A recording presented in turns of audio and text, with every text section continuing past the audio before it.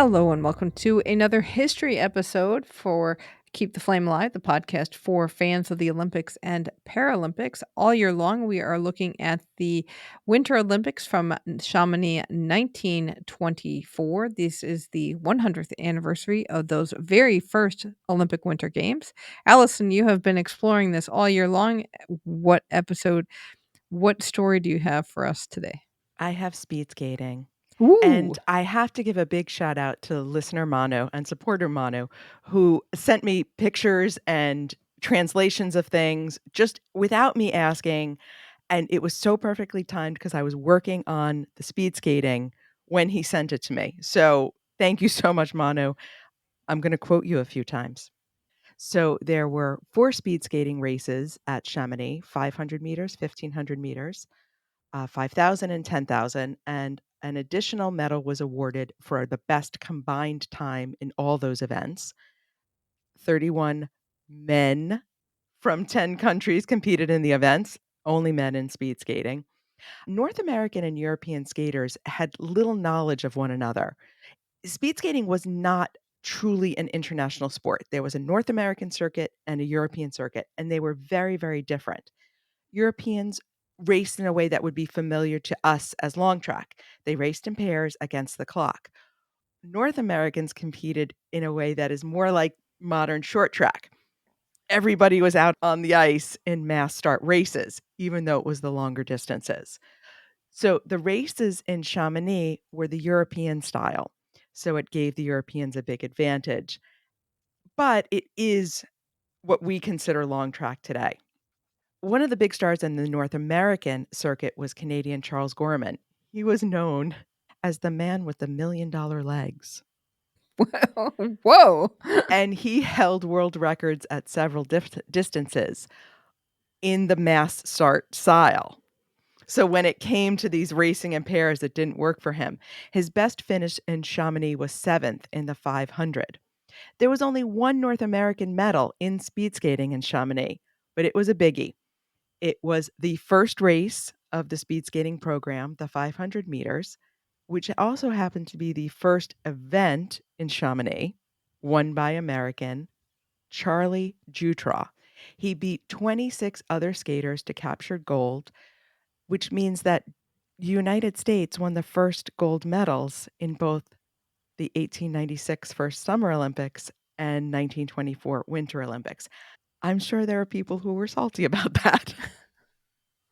That wouldn't surprise me if people were salty, but when you were talking about the 2 different styles, I wondered, like, I remembered that Jutra won the first Olympic winter medal but was such a different style of skating for him. Right, but I guess in the short distances, it made less of a difference because you just went as fast as you possibly could, and he was probably like, "Yay, nobody's trying to knock me over. This is amazing." Whereas in the longer distances, mass start versus racing against the clock, strategy really comes into play in a way that it doesn't when you don't have somebody trying to knock you over. Right, trying to stay up the whole time. It probably plays a larger part into the longer races in North America. So tied for bronze in the 500 meters were Norwegians Roald Larsen and Finn Klaas Thunberg. And I apologize right now, I am gonna mess up a lot of Norwegian names here and Finnish names because there's a lot of Scandinavians involved. And Larsen and Thunberg would dominate the competition. Both of them medaled in every event. Thunberg claimed 3 gold medals. The last gold medal for the 10,000 was won by fellow Finn Julius Skutnab. Thunberg is a legend in Finland, and he published an autobiography in 1964. The title translates as "The Ice Has Melted." I am not going to attempt the Finn original name, and I apologize to Mano. He sent it to me. It's got letters with dots and circles, and I'm going to do it badly. So we're just going to call it "The Ice Has Melted."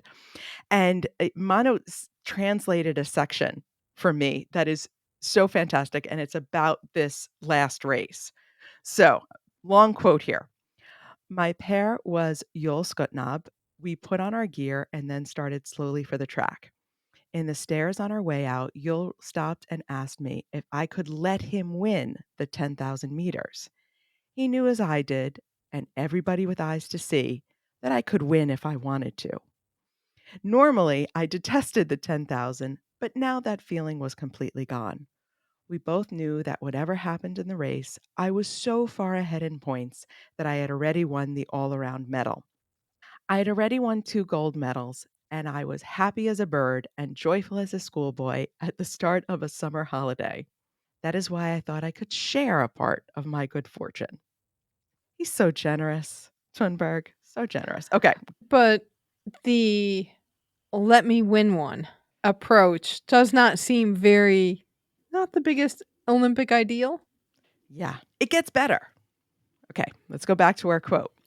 When we had skated 23 out of 25 laps of the 10,000 meters, I was still in a sizable lead. Then Yul shouted at me, Klaas, remember what you promised. I remembered, slowed down, and let him go by. He won by 3 seconds. After the race, the atmosphere was most joyful in our camp. Skutnab was every bit as happy as I was, and in my part, I felt some deep satisfaction for being able to show the same kind of sportsmanship that I had been shown a year earlier in Stockholm. Wait, So, so are people just letting each other win right and left, and you gotta pay it forward, I guess? but here's the best part of this quote that is my favorite. I have no reason to make up stories. Besides, I am today as happy about what I did as I was then. So Mono and I, of course, communicated about this quote because it was so great. And the first thing he said was, anytime somebody says, I have no reason to make up stories, red flag, they definitely have a reason to make up story. But there's several other reasons why this Thunberg let him win story doesn't really fly. One of the biggest was that Skudnap was the European champion that he had won immediately before Chamonix. And Skutnap and Thunberg were not the final pair in the race in Chamonix, so they couldn't have gained the times. There's no slowing down and letting him win because the pair after them could have come and beaten them both. Oh. Hmm. And the idea that Thunberg let people win was not really his reputation at the time. When I was doing some additional research, it was, yes, they were all a close team to an extent, but in subsequent years after his skating career was over, he was not exactly known as the most generous of athletes. How so? Just a bit like, I won 3 gold medals. You know I'm the greatest speed skater that Finland ever produced. He liked to remind people of this. And apparently he also liked to remind people that he gave Skutnab the gold. I wonder if he was just saving face then.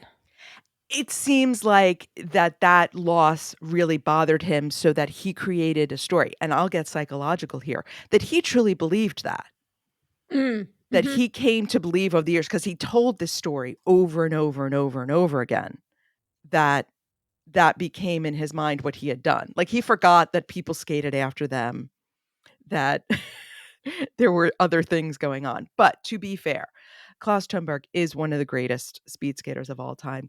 He won 2 gold medals in 1928, and he holds the record for the most gold medals by a speed skater at 5, shared with a little friend of ours by the name of Eric Heiden, who won Wow. 5 in one Olympics. So that's where the difference lies in Lake Placid in 1980.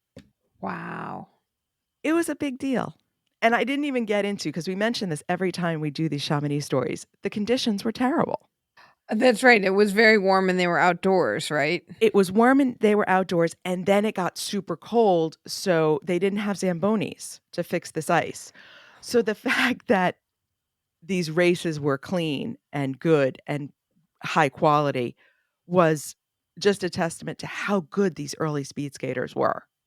I'm curious as to what their equipment was like. What were the skates like back then? Because obviously they've gone through some technological advances over the years.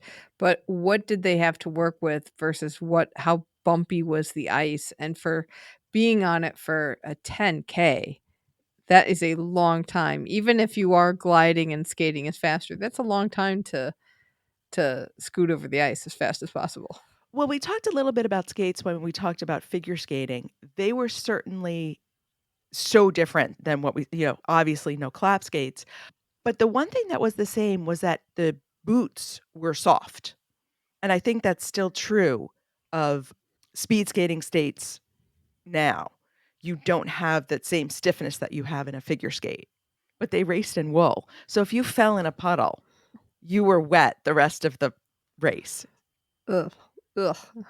Ooh. But yeah, so Klaus Schoenberg's autobiography, not available in English.